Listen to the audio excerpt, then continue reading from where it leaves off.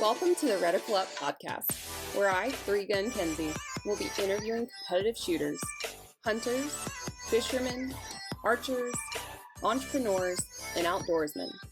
Come learn with me as I interview people from all walks of life, in different disciplines, all across the world, from novices to professionals of all ages. No matter what, everyone has something they can teach you, so come join me on the journey. Hey everyone, welcome back to the Reticle Up podcast. I've got Zach on, who's the owner of Zero Tactical Solutions. We're going to talk a lot about what happens after you purchase the gun in terms of aftermarket accessories, tuning the gun to you, and all that jazz. So Zach, thank you, and congrats on coming on your first podcast. Yeah, thanks for having me. Yeah. Now, I know we haven't gotten to meet in person, so this is going to be a learning dive for me as well, and very educational into what you do. So way backing up, I want to know if Zero Tactical, was that ever even on the horizon for you, or was that something you always thought you would do?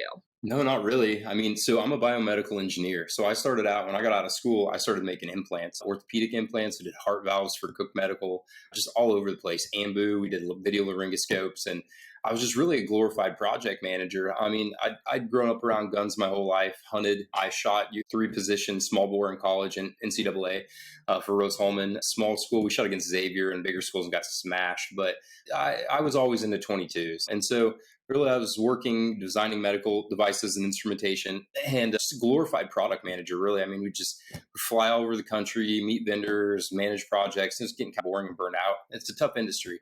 So in the background, I started shooting more again, getting back into it. And around that time, the GSG 1911 came out. Are you familiar at all? Yeah. The trainer. So they started importing those, and immediately it was like, man, the parts are terrible. Well, we had access to quite a big machine shop at some of these medical companies that I worked for. So after hours, start making stuff. And then they said, hey, you need this on your own time. So I started buying small machines, converting them to CNC, buying bigger machines. And now we've got a huge production, not huge, but large production machine shop. And we do pretty much everything in-house besides make springs. So from Swiss turning, 4-axis VMC milling, laser engraving, Cerakoting, we do it all in-house. So I'm not a machinist. We've worked our way through it and taught ourselves, hired people that know what they're doing if it was beyond our capabilities. But yeah, so not really my plans. I actually planned to go to medical school and then just went down a rabbit hole. And now this is what we do. Wow. Okay. Wow. That's a lot to unpack in one go. It's incredible though, of like how I would not say accidental, but like even my trajectory, we didn't plan to have this happen, but it just does. Yep. Yeah. Yeah. Sure. The growing up around guns too, I was curious, is that something where you did this like for hunting or just for plinking, or like how did the progression of getting into the firearm start?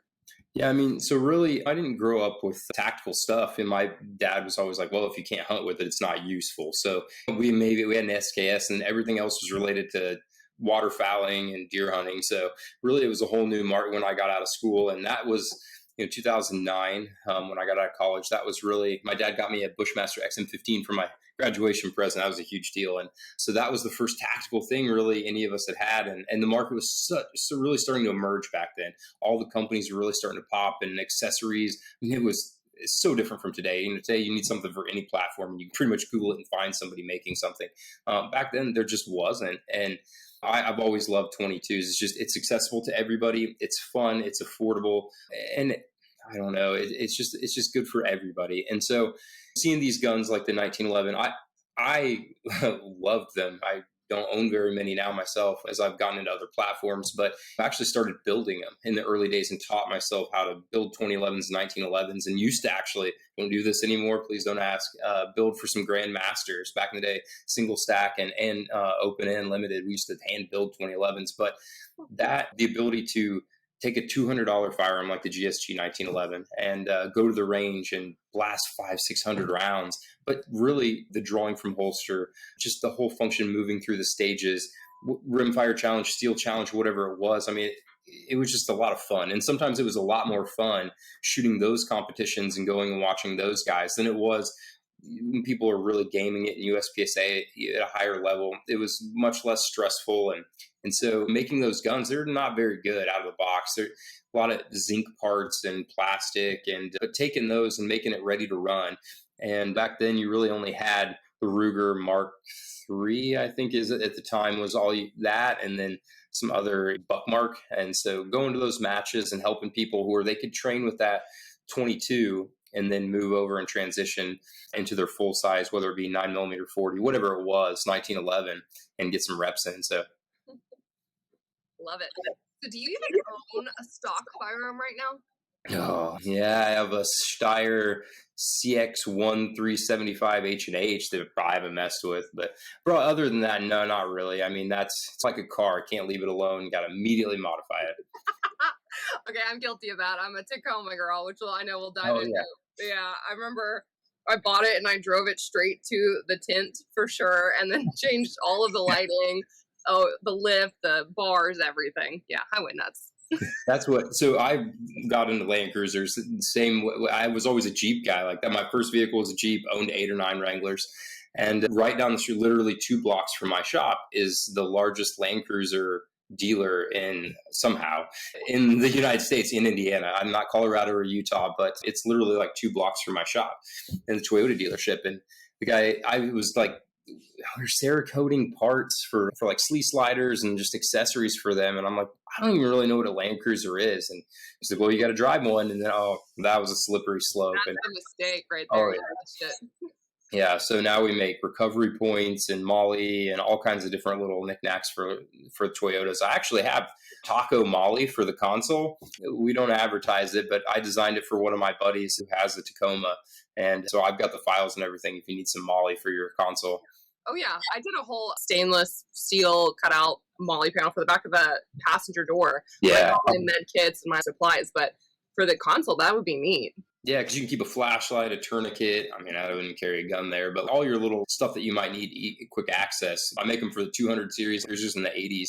But for the Tacoma, you actually have more real estate there. And it's just perfect. I always keep like a fixed blade knife, a stream light, a flashlight, and usually a tourniquet on it. Oh, yeah. Oh, yeah. Okay, that's dangerous about the Land Cruiser monument there that you have near you. Yeah, for sure. Yeah, so I've been through a bunch. I've had 100 series, a few 200s, an LX 450. They're just a lot of fun. It's a tough, rugged vehicle, and but you can't keep it stock. Every time I buy one, my wife's, you're going to mess it up. And right. That's you're very young to have had so many vehicles, by the way. Oh, that's a lot. Maybe 100, probably. Huh? Oh yeah, I would hate. I stopped keeping track at some point. It's bad. That's a little addiction for yeah, sure. For sure. So do you overland as well? Like lightly, like we don't go out west, so I'm new into it. I've only had Land Cruiser since 21, and so I'm hoping to go on LCDC this year. And my buddy that runs the Toyota dealership, he actually ships his truck out to Colorado every year rather than drive, because it's 20 some hours. Yeah, and I know, but it keeps it safe and rock chips and all that. His is probably a couple $100,000 Land Cruiser. So he ships it out there and runs the trails and then ships it home. So I'd really like to do that with him this upcoming year. But we do different camping trips around here. We have the Indiana Land Cruisers Association chapter. And so, yeah, we get together, try every quarter to do some event or meet up every month. And so some light stuff. Interesting. Okay. I love this. Wow, car person. Okay, so going back to zero technical solutions too. I did want to dive into, I guess, really when you started out, it was all about you improving your own guns, right? It's like you would get a gun, like, I don't like this, let me improve. Yep, exactly. Did you start taking that online, and do you remember like that very first sale, basically from someone who wasn't like a family member or friend? Yeah. So honestly, it was like the Ruger Mini 14. So if you look at our old OG logo before we were with like the St. Michael Sword and Wings, like that old logo I have behind me, if you look at the bottom of it, it's a strut rod on the bottom of the ZRTS. It's actually like an accurizing rod and heat sink for the Mini 14s were terrible. Like the barrels would start to flex as they heated up. They were awful. And so I think it was called AccuStrut. There was another company on the market, but you couldn't get them. I'm not sure if they were Canadian or what.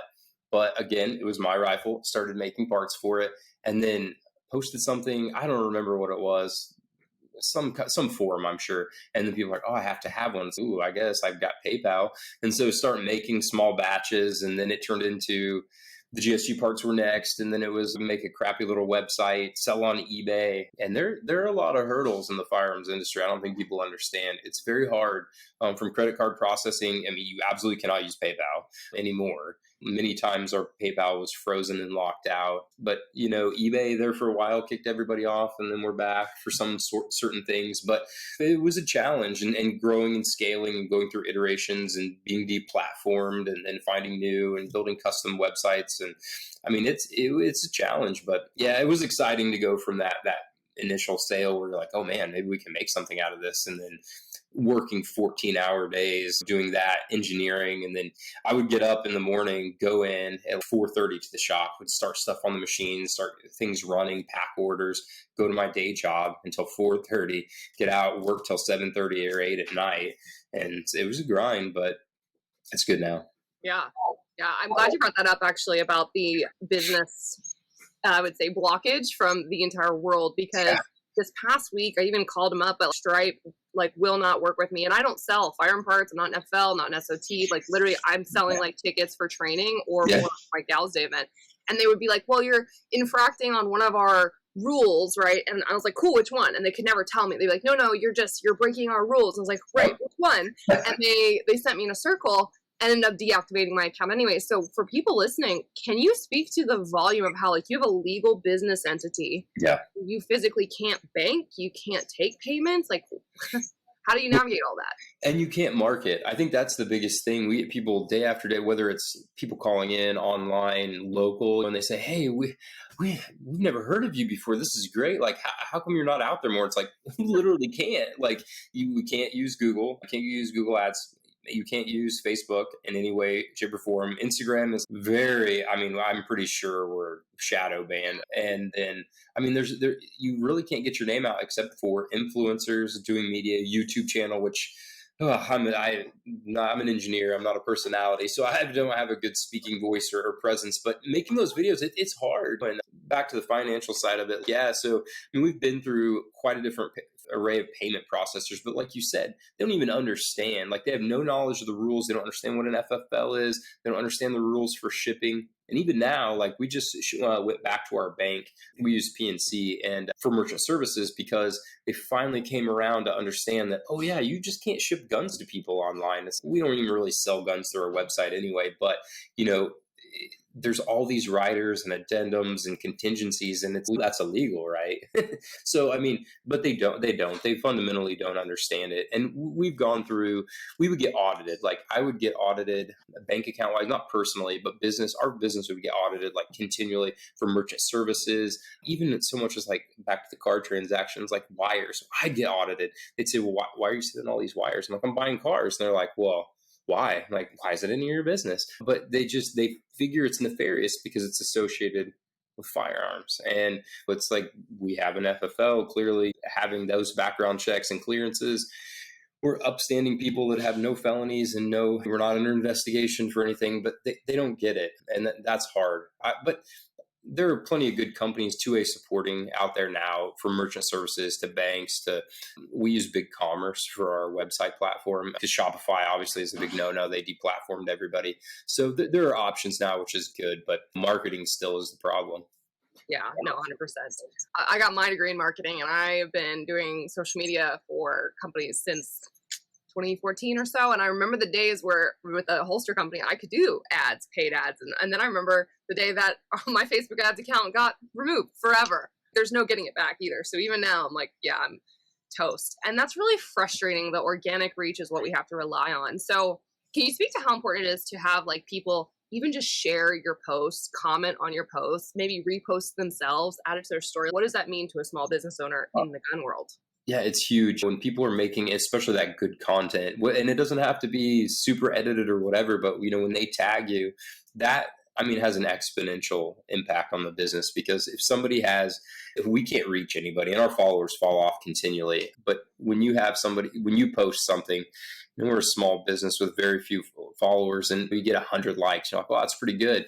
But you get one good person to repost it in their story about a range visit. Well, geez, they might shoot with 500 other people that they know in the gun community, and those 500 people see your post, and then they might share it or whatever. It's exponential. It means so much to us when people repost content. And Walther has always been amazing with that. One, they put us on their website as aftermarket support, which is phenomenal for the customer.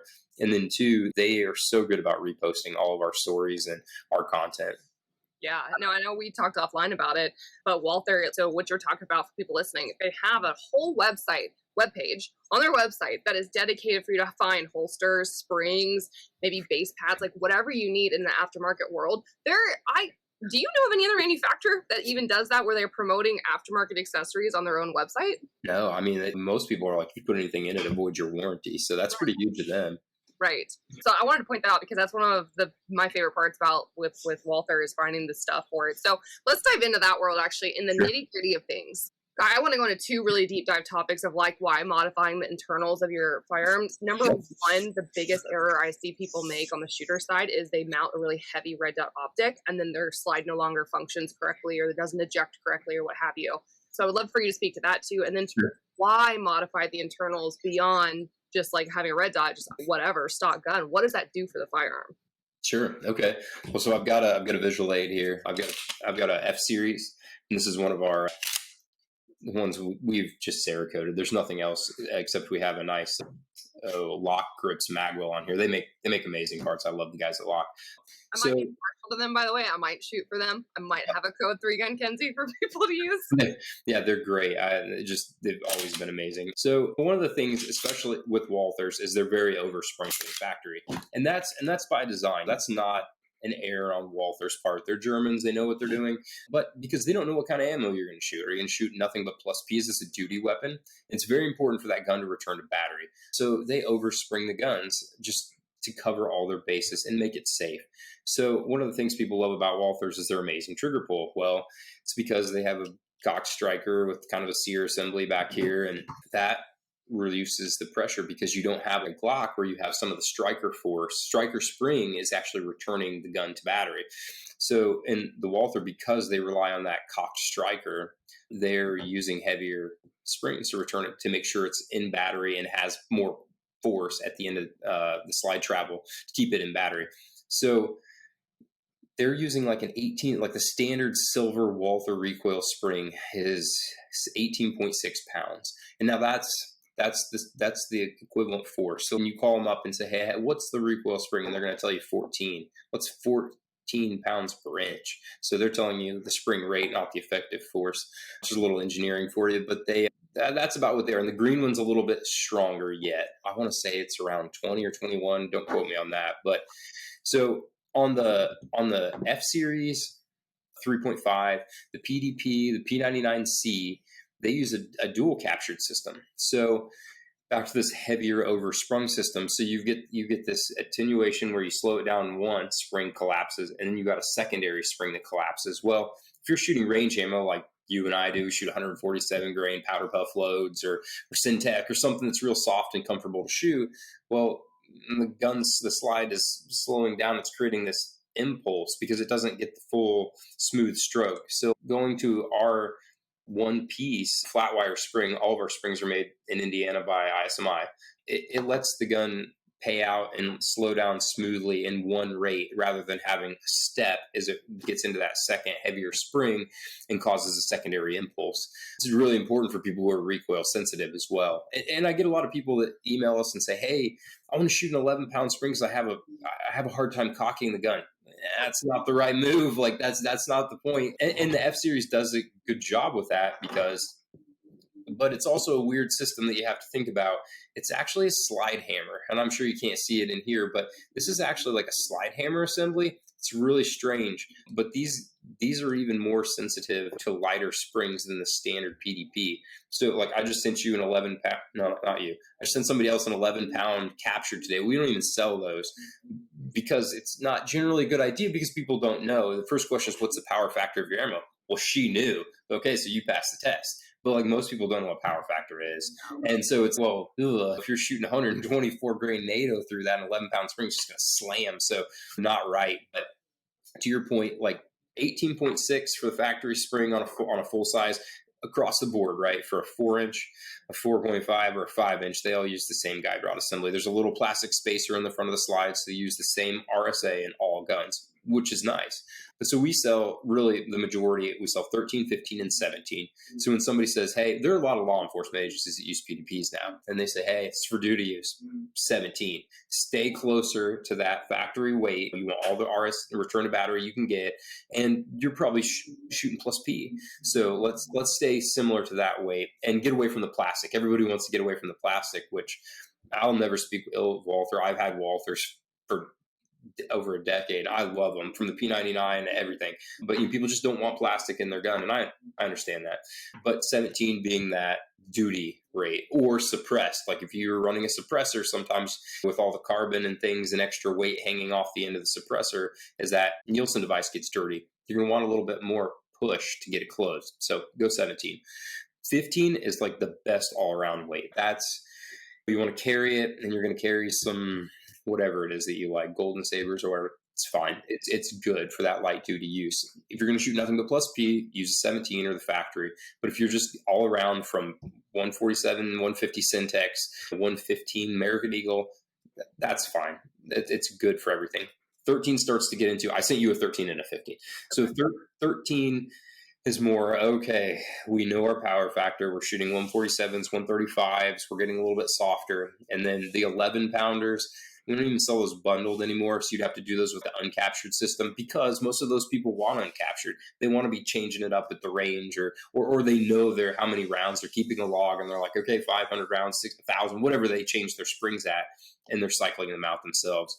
We really didn't design these to be the capture to be changed out by the user. We thought about it at first, and we're selling little service kits, but it's a little tiny snap ring that holds the washer on the front. And that's because we don't want any fasteners or hardware that could come undone. You don't have to worry about Loctite or a screw or somebody fiddling with it and shooting a spring into their eye. So we just went away from that altogether, just using a continuous full circular snap ring. And it's never in contact. The spring is never in contact when it's in the gun. Like, it actually sits ahead, and there isn't any contact. So it's just free. The only time it's loaded up is when it's outside of the gun. So that's the importance of kind of matching the spring weight to your ammo. And like you said, you throw an Acro or 509T on there, these are already heavy slides. They're pretty chunky. So any weight that you add, you're further slowing down that slide velocity. And if you've got 18.6 pounds or more, if you're running the green spring behind it, plus you added 1.5 ounces of weight for an optic, you could start to run, not into malfunctions, but you're not going to have a pleasant shooting experience. Yeah, I have seen the malfunctions though from people adding the red dot. Literally the same gun I had, same ammo that I was running. Then they add the dot and didn't change the springs, and then all they had to do was change the springs. It's that simple. Yeah, I was just troubleshooting with the guy the other day, and it was on an Alien. He just bought an Alien as a friend of mine, and he was like, "Man, this thing doesn't run." I'm like, "What? It comes with a bunch of recoil springs. What are you running?" He's like, "No idea." I'm like, "Run a lighter recoil spring," and that was it. I'm like, I know the guns work. Like, it's not a problem. But yeah, I mean, if you depending on the ammo, you've got to mind that spring. Yep. Now, what if people are shooting, let's say 147 subsonic ammunition with a suppressor? Are you still going to do the factory spring, or are you going to go with 17? Me personally, I would shoot a 17 because I think it's just so oversprung. And I mean, you start to fight two different things. One, like the 17 has plenty of push to return it back to battery. But I think there's the green springs, like again, that 21-ish range or 22 pounds. That's a lot to overcome. So as things get dirty, suppressors are filthy, right? And so things get dirty, they slow down. And then you're slowing down the rearward travel. So are you going to be able to push that round into battery and get to slide forward as well? Yeah, 100%. I'm a little into suppressors right now, so I'm going to go down a little rabbit hole too. Do you want to talk about your threaded barrels too, and just like how much more fun? Well, not more fun, but it is fun to shoot suppressed, especially on 22s. I feel like you do a lot on that. Oh yeah, I mean 22. Like everybody should have a 22 suppressor. Like they're cheap and it's so much fun. You can shoot them indoors. You can whatever you want to do. But they're really awesome. So we sell thread adapters for the GSGs that thread on there and let you put a suppressor on, or our compensator too. But yeah, I mean for the Walthers, I mean. Jarvis, I love Jarvis as well. And do you have one of their barrels? You said you have one for the 4-inch. Is it a Jarvis or factory? Yeah, it's a factory 4.6 threaded barrel kit. Okay. Yeah. See, and that has the green spring. That's for suppressed use. Okay. Yeah, so I mean, I've never used the green spring with the Walther factory barrels, even before we were making recoil assemblies. I've always just used the silver springs and never had problems. I've got a Surefire Rider 9, uh, an Octane 9 HD, and I think we've used an Odessa as well. And I've never had to mess with that recoil spring assembly. But yeah, if you're looking for any funky barrels, if you want left-hand thread, I'm a nerd. I like the M13.5x1 left-hand, like Jarvis, like that. They just told me they're doing a threaded barrel for the 3.5-inch gun too. So that would be pretty cool to throw our compensator on the end of it, but tell Walther makes that, or we grab one from Jarvis and make sure it works. But yeah.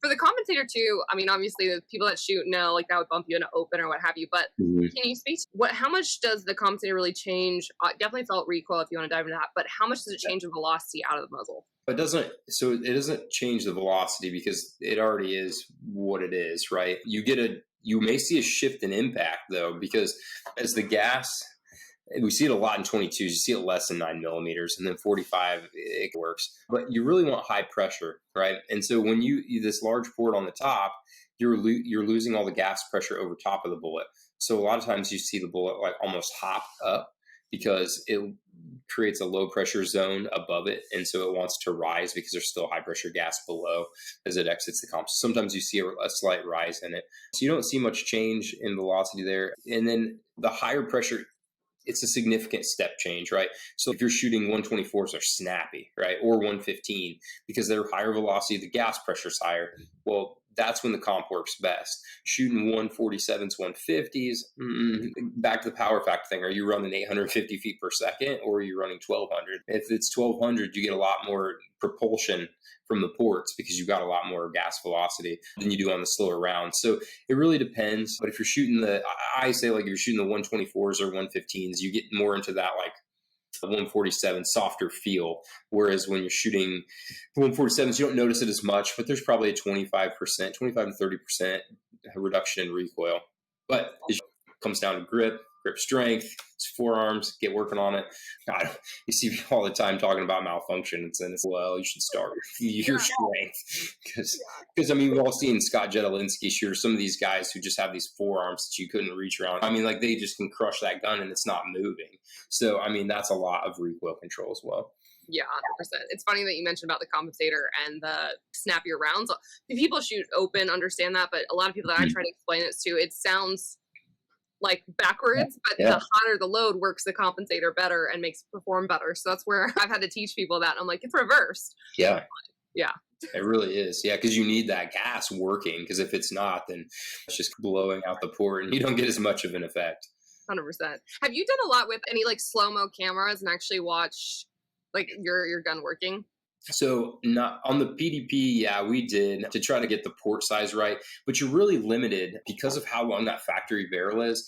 It's really designed for a suppressor, right? Not a compensator. So you've got a lot of dead space on that shoulder because they want to stand the suppressor off. And so you're limited without making this giant long comp to get that port size in, or do two ports. But then these are all Browning style tilt actions. So the more weight that you hang off the end of it, the less likely you are to unlock the barrel, and you affect reliability. So you want to keep it as short as you can and as light as you can. That's why this is 70-75, and we hard anodize it. But that's why you don't typically see people using stainless steel for comps. It would add weight, but you start to affect reliability because you're hanging weight off the end, which then reduces the unlocking. It reduces the ability for the barrel to tilt and unlock. So yeah, we did really used to own part of a company called Coda Evolution. I don't know if you're familiar. I know Coda, yeah. So I founded that with Gaston back in the day. And so the comps, I designed those comps, and that we spent a ton of time, Ryan Zamberlo, myself, and Gaston spent a lot of time with slow-mo and getting the ports right. That is hands down, it's the loudest comp on the market, but it is one of the best. I feel like we spent a ton of time getting that right and getting the gas, like how we have I don't know it anymore, but the side port on the right hand side for right hand shoot, it fights the rifling, and that it shoots so flat. Yeah, no, that's awesome. I didn't know that because I worked with Da Vinci for the last year on all their stuff, and we paired it with Coda on the handguard stuff on the weight, but. Yep. Yeah, weight's a big distribution issue thing with a lot of stuff. Can you speak to, I know not just Walther, you work with a lot of different firearms, a lot of different accessories and parts. the average Joe, let's talk about the average Joe. Maybe they're getting into competition. Maybe they're just looking, like you said, to maybe do a steel guide rod, what have you. But coming from you, what are some of the, like, and that's too blankety, but what are some of the basic upgrades like every kind of gun owner should make or look at thinking to make in their guns? I mean, the first thing would be sights, right? I mean, usually what's cool, again, I keep harping on Walther, but man, Glock, so multitude of sights that you can put on the PDP, but sights, I mean, that's the main thing. Personally, I like a fiber optic front and a blacked out back, pretty much no matter what. I like that. And then if you have an optics ready gun, yeah, you need to choose the right optic for you.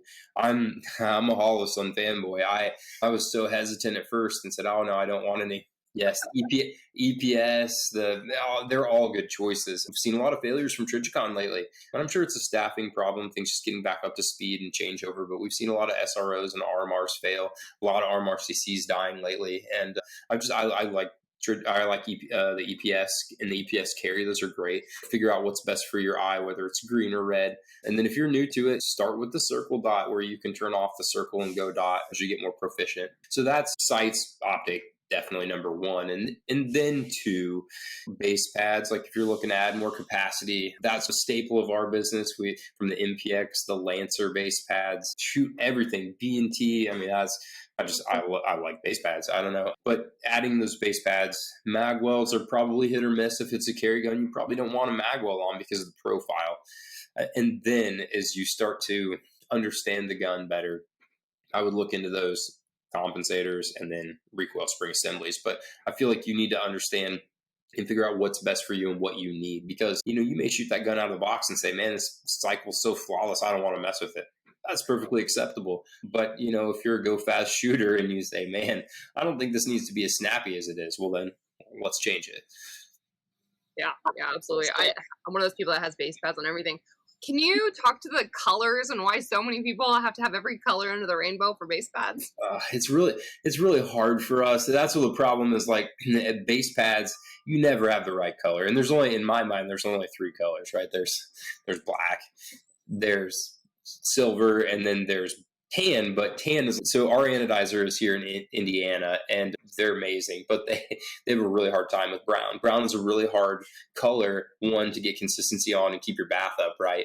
And I don't like all the peacock colors. That's never been me. I don't like the reds and the pinks and the blues. But from a small company standpoint, it's really hard to inventory and stock all those colors. And then usually an anodizer will charge you a batch fee for every color.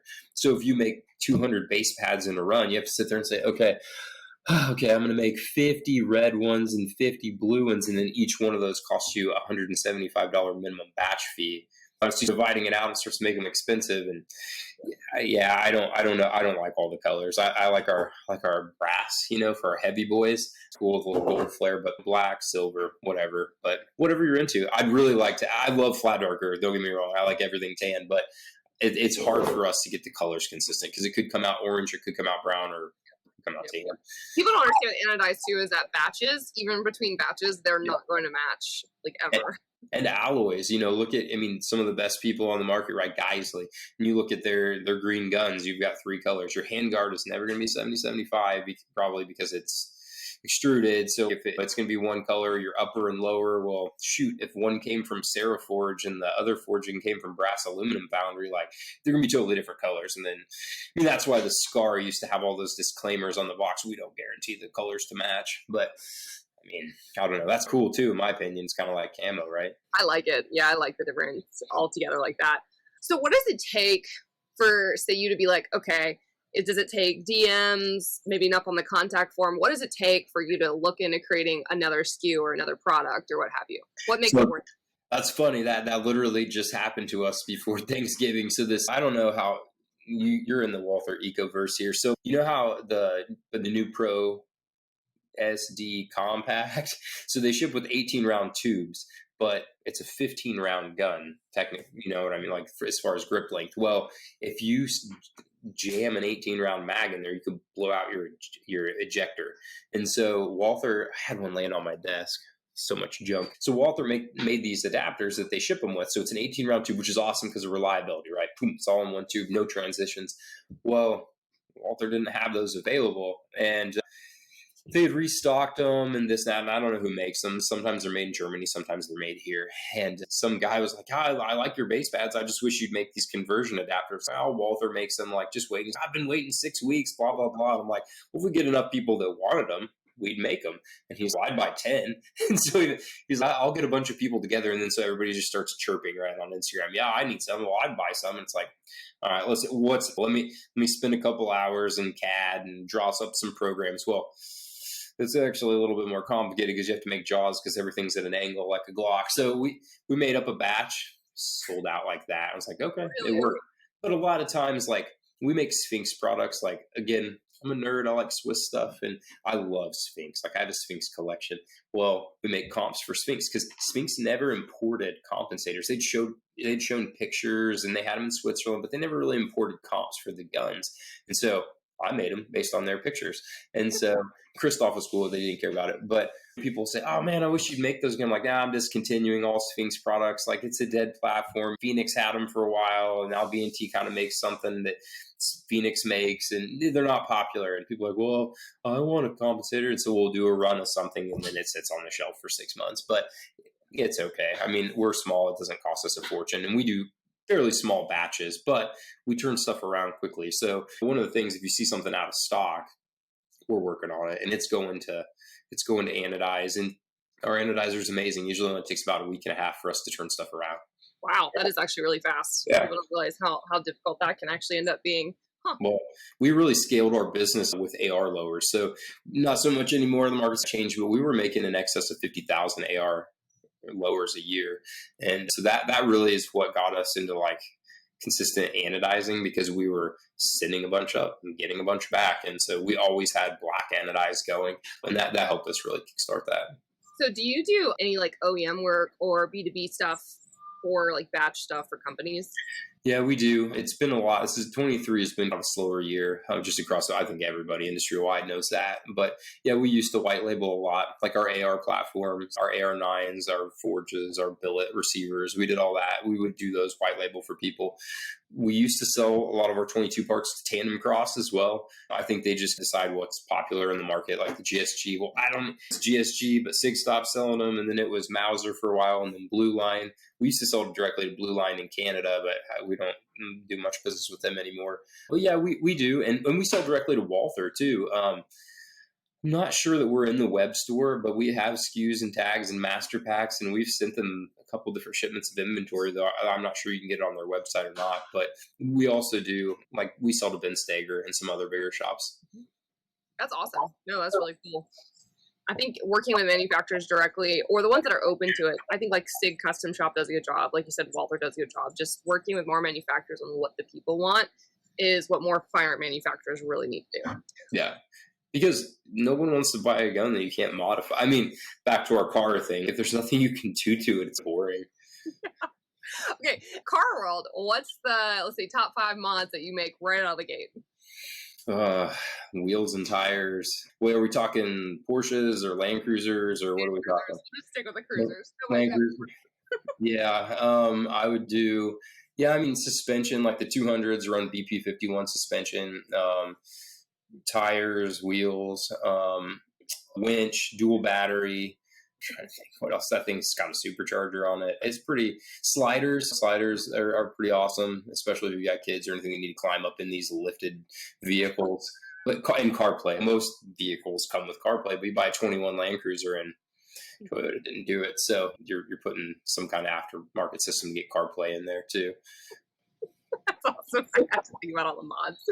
Are you a like light bar like built into the grill, or what kind of guy are you with lights? I'm evolving in the whole overland thing, so I don't think I have a picture I can put up of my 200, but so my truck has a ARB like bull bar and stuff on it, and then I've got a Descent rear bumper, and I Baja Designs for lights. Don't mess with Rigid; they're junk. Like buy Baja Designs or Diode Dynamics, and I'm not a big light bar guy. Now, the local dealership, what they do, and I think it's really neat, and the Heritage Grill on a 200, and I think they do it, well, Toyota's doing it from the factory now on the Sequoias and the new Tacos, but like a light bar in the grill, I think looks really sharp. I did on my Tacoma. I put it in the grill, and I use it a lot more than I thought I would, actually. It's funny. I'm hearing this, and then Chris Long bought his 4Runner. So are you part of the reason that Chris is like financially unstable when it comes to his vehicle? I don't know about that. I do love 4Runners too. They're pretty awesome. I'm excited for the new one that's coming out, and the new Land Cruiser that we saw too, which is 4Runner size, right? It's a Prado, really, but it's nice. It'll be interesting to see. I don't know, proven vehicle. Those Gen 5 4Runners have been out for so long, kind of like the Tacoma. That they're just solid. The new Tacoma almost looks like, it's a Tundra now. That's where it's evolved. I'm sad it's gotten to that bulky size now. Yeah, I know. I'm kind of like, I almost think the 200 is too big as well. So I'm excited to get in and drive like the new 250 and see how that feels. I mean, I've sat in it, but I haven't driven it. But yeah, I mean, these vehicles have gotten bloated. My wife has a new Sequoia. That thing is a tank. Like she loves it. It's a great vehicle. I hate it. It's huge. Like you're just like, it's a boat. It is a boat, and it's a hybrid, which is cool. Like but it makes that spaceship sound as your low speeds. You always know when she's coming home because you hear this like spaceship noise going up the driveway. But that's the thing too. Everyone's going to these hybrid platforms, and I think Toyota is obviously going to do the best job with it. Like I've driven the Jeep hybrid Wrangler 4xe or whatever, and it's like a science fair project compared to Toyota. Toyota's so seamless, like when it shifts back and forth, and it just doesn't. And the Jeep's like I don't know, it's so weird, but I think it's going to be interesting to see those new, like the 4Runner, and I think that's going to have a hybrid, and I'm sure the Taco will, and the Over Trail or whatever they call it, or Trail Hunter, I think. Yeah, it's like the future is hybrid. Yeah, for sure, which I like that better than the full EVs. Yeah, oh God, I would not ever own an EV. But I also travel like more than anybody out there. Mostly is always driving, so I could not do the charge sessions of sitting there and waiting. No, and for the charge, like I would just end my life. The range anxiety, right? I mean, it's like your phone. Like when it starts getting down in battery, you're like, I gotta plug it in. I couldn't do it. I'm already type A girl, where like a fourth of a tank is empty to me. Like I gotta fill up, so I'm already a problem. Yeah. No, I think between hybrid, and I wish we would have kept on the diesel path, like the German diesels that can get 40 miles a gallon. But and Toyota has those diesels everywhere else in the world except the U.S. Hilux, dream vehicle. Mine would be a 70 series Land Cruiser for sure. I know. I'm looking. We've digressed. Sorry for that, but I think that was an important touch on vehicles, guys. What I wanted to ask you too is, moving forward for 2024, what are some things maybe that the industry can do to help support you, or like what are you looking at, like bucket list items to move your business forward that maybe people listening can help out with? Yeah, so that's one of the things. We've got to get more awareness of our products.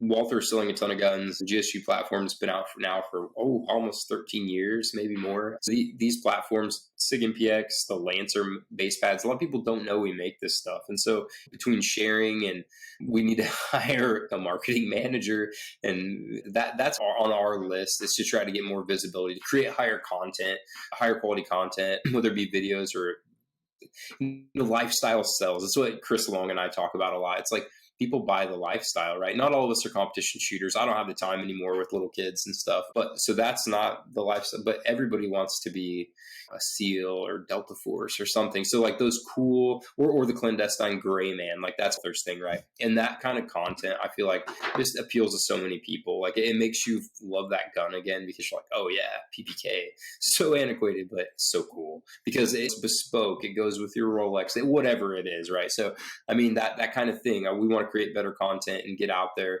and that's keep making accessories for guns that people want. Yeah. Oh yeah. The character that Chris played on one of the Walther videos, right? He's like the thug, the guy that they track down, like put in handcuffs. I'm like, that kind of fits Chris. Hey. Well, he is a SPOS guy, right? Isn't that how he got into the industry? Yeah. It's interesting to hear like the different paths too. I mean, he came out of making like content and videos, and he did such a good job. And then now with the podcast, I think it was just like a natural progression. And that's what I love about the industry too, is that a lot of people that end up where they're at made their position, or they earned it in a way that they didn't know that they had those skills or that passion. And it's just been like, podcasting wasn't around, or wasn't really relevant until really recently, I think, in the industry at least. Now a lot more brands are like, oh, we need to be podcasting. Yeah, Walther's is really high quality too. I mean, yeah, I think he has an amazing podcasting voice, and I think it's just really high quality. He has high quality people on there. I think they've got good content. And like you said, I mean, wherever you're hearing it from. I mean, it's good to have a little bit of, it's like guerrilla marketing, right? And getting that reach out there. We're all interested in the same things and we want to hear about it. And you can't read about it or hear about it rather than reading blogs and listening to podcasts. So that's how we're going to keep up on the industry. 100%. Do you listen to any other podcasts in the gun world? Not so much. No, a lot of Rogan, a lot of Sean Ryan. Well, Jack Carr's got his podcast too. I know we talked offline with the Land Cruiser stuff, but his is really interesting too because he interviews people with high military background, classified backgrounds, talking about a lot of what's going on that people don't talk about. It's been really scary, but I love it because it is what's happening. He's just an amazing guy. I do listen to the Danger Close podcast, and I love the books. I love the content. He's such a nice person. I feel like he's just an inviting person, and just I'd really like to meet him one day. I like that. Okay, bucket list too, real quick. Yep. Just for people you want to meet or experiences you want to have in the gun world. In the gun world, yeah. So I guess I have to go to SHOT since I've never been to SHOT Show, right? We've just never, yeah, for sure. Yeah, I mean, there's some people out there. I missed out back in the day. I was going to do a 1911 build course with Larry Vickers. And my grandpa actually died, and he quit doing that. He was super cool about it. I said, "Hey, I can't make it, Larry." And, "Oh, no problem." But I feel like I really missed out on that. But yeah, there's definitely some people out there that I'd like to meet and go shooting with for sure. Yeah, I think it was interesting. I know you mentioned at the very beginning, but building 1911s and 2011s, that's not an easy process, and that's not one I ever want to be involved with. Yeah, how much? I mean, did you self-teach yourself? I know you have that engineering background, what have you, but are you watching videos, reading manuals? How do you even learn that?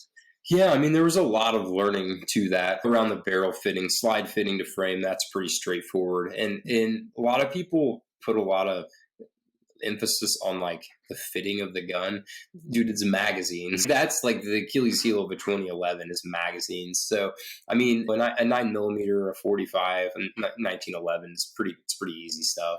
But yeah, I mean, I did a lot of research and a lot of videos. Went to a Garth Waite class back in the day to learn some of that stuff. But I feel, and I hate this, people are going to crucify me for it, but I think they're antiquated really between the CZ platform and the new steel frame wall. There's even the Shonix, the TP9, whatever it is now, steel frame. But there's some great striker fired guns out there and hammer fired guns that have a good, reliable magazine, because that is the crux of all the 2011 platforms. I mean, you can still run through those mag springs, or the followers can still cock, and that anything that can go wrong will, and it usually happens around the mag. I would think all of that would be daunting to me, but you're it's easy. No, it's not. The fitting is not so bad. It's just measurements and grinding or milling. But a lot of people, that's the thing. In the old days, people were doing it with files. When they're filing or stoning, well, you can throw it in the mill, probe it, and the computer says, okay, or the control says it's this much. It take a thou and a half off, and it comes down, cuts it, reprobes it, and says, okay, that's what I removed. It's done. So then it fits perfect. I mean, that's how Cabot and a lot of these, they're doing with grinders, but same kind of thing, how you can make a $30,000 1911 that feels like it's awesome, is because it's technology. You take the human out of it and make it as much automated and perfect as you can. Yeah, it's interesting because taking human out of it, again, going back to suppressors, is I've been learning a lot about how even much better 3D printing is because of the technology that you can't do from machining, and also the lack of human error from the 3D printing. Oh, yeah, absolutely. I mean, across the industries, right? But I mean, so look how much it's evolved, the suppressor industry. And that was something I really wanted to do. I was super interested in it because back in the day, 10 years ago, suppressors weren't even close to where they are now, but I missed that boat. But the profiles and baffles that you can make by printing are so far beyond anything that you can machine. And now there's additive and subtractive in the same machine where you can lay down some metal and then machine it away. And I mean, but those are $1 million plus machines and aren't accessible. But I mean, look at the automotive industry too, like the Koenigseggs, they're 3D printing Inconel and titanium components for their engines. And that's how they're able to get insane amounts of horsepower to these little tiny engines, and so efficiently too. Yeah, you are definitely above my scale on nerd, but I love it because I don't know enough of it. But yeah, I think that's the technology piece behind so many different manufacturers. People don't know. And I've been blessed. I've been able to tour a lot of different manufacturers that are working on stuff in the US. People don't understand, like you said, $1 million machines going into this. It's fascinating where it's going.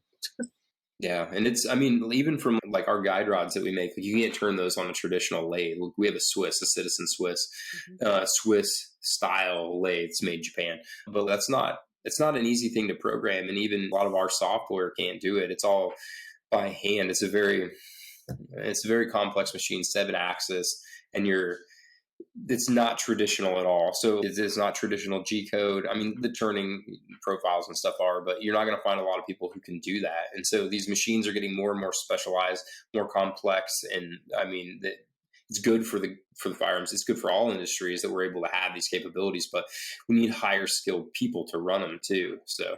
Yeah, we don't even have to touch on the crisis of people wanting to work right now, because that's a rabbit hole. Yeah, it's crazy. Well, Zach, I know you talked about a lot, and thank you so much for coming on. Is there any other things that we haven't talked about, or any final nuggets that you want to leave listeners with? No, I don't think so. I think we covered almost all of it. Awesome. Well, I love it. Where can people follow you on social media, and what's your website for them to learn more? On Instagram, that's ZR Tactical, and then our website is zrtactical.com. Perfect. Zach, thank you again. This was a lot of fun. Thank you for nerding out on all the things, Land Cruisers, ammo, parts. Oh yeah, I'm a nerd for sure. Love it. Well, Reddit Club podcast listeners, stay tuned next week for an all new episode coming soon. Check out ZR Tactical Solutions, and if you have any questions, I'm sure Zach would be willing to answer them. So thanks for listening, and stay tuned next week. Thanks for listening to the Reticle Up podcast. Be sure to subscribe wherever you get your podcasts and on YouTube. Follow along on social media at Reticle Up or 3 Gun Kenzie.